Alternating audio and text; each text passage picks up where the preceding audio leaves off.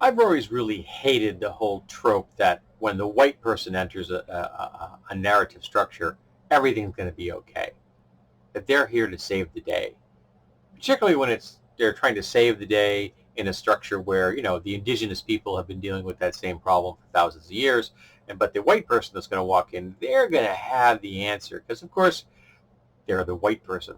When it comes to fiction, the most egregious example I can think of was Atlantis from Disney. Um, I loved the visuals of that film. They were just beautiful. I loved the whole technological thing they had going there. It was awesome.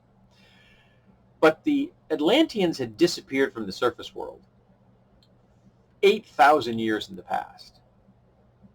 How they lost their language and their link to the technology, I don't remember if there was an in-story reason for that, but it was dumb because you don't want to lose the edge that you need to survive.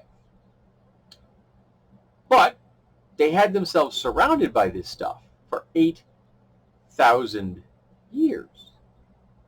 And they were not able to figure out how to make it work. They couldn't figure out the language. 8,000 years. At random chance, they should have been able to decipher some of those things. Just poking at buttons would have helped them figure out how things work. But nope. It took the white guy, the American white guy, who just kind of dropped out of nowhere, who didn't even actually speak the language properly, to suddenly come up with the secret and reveal it to the indigenous people who, again, have been living with this stuff for 8,000 years and help save the day.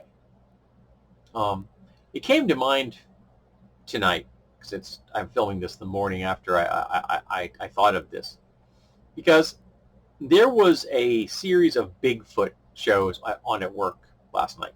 The television is always tuned to a channel, and on third shift, they just do repeats of the same show, different episodes of the same show.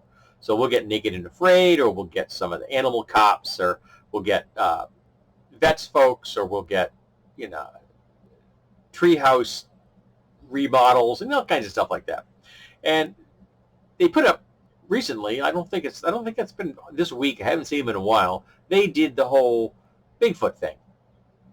And the concept that the indigenous people of America could not give you definitive proof that a giant hominid lives on this continent should be enough for you to grasp that they don't exist. Now, I understand the attraction of wanting them to exist. I really do. Okay? But they don't. Okay? Just if you look at the required numbers and the statistical anomalies involved in hiding something that big, you just can't. There's no plausible explanation whatsoever. Even though I understand the desire for that thing to be real, it would be really damn awesome if something like that was Gigantopithecus were still around and amongst us. That would be just grand. But one of the teams that did this, and they always film at night, and they always film under infrared green screen, you know what I mean, the night vision thing, which is supposed to be all dramatic, even though they never ever actually find anything, ever, not once. They went to a South Asian country, and I apologize, I can't remember if it was Vietnam or Thailand, but in that zone, deep tropical jungles, okay, places that, are just hell on a human being, are really difficult to get through. But those areas have been inhabited by humans for tens of thousands of years. Tens of thousands of years. Maybe 30, 40,000 years. A long darn time, okay? But this group of white Bigfoot hunters show up, and they're going to solve the mystery. They're going to crack that nut. They're going to, boom! They're going to reveal the truth of what's going on, because, of course, the people that live there for the last 30,000 years didn't have any definitive proof of giant hominids living amongst them. But don't worry, folks. The white people are here. They're going to save the day. Spoiler alert, they don't save the day. But it bugs the crap out of me that nobody who made that episode seemed to think anything about it was problematic.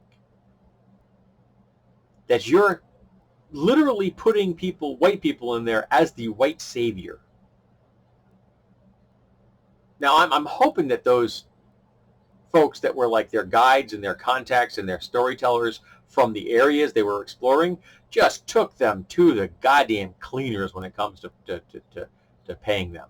I really do. I hope every single one of those persons earned enough for this show to live for the next 3 years. Because they deserve it for putting up with that bull. But nah, it's twisted and warped, and it bugs the crap out of me, and I'm really tired of it. Now, of course, not nearly as tired as everyone else in the world that isn't white, that has had to put up with, hundreds of years of white people showing up and deciding that they're going to save the day. That's funny how it often involves them exploiting the indigenous folks, strip mining their entire nation for resources, and after they've broken the nation and get kicked out by a revolution, acting all hurt when they have to leave. Funny how that works. So yeah, I'm tired of the whole white people are here to save the day. If you have any good examples of white people here to save the day, I would love to hear them. I love these kind of things in the sense that it's painful to read and listen to, but it's also entertaining because you see the absurdity that white people get involved in. Because let's face it, us white people, we're really good at absurdity.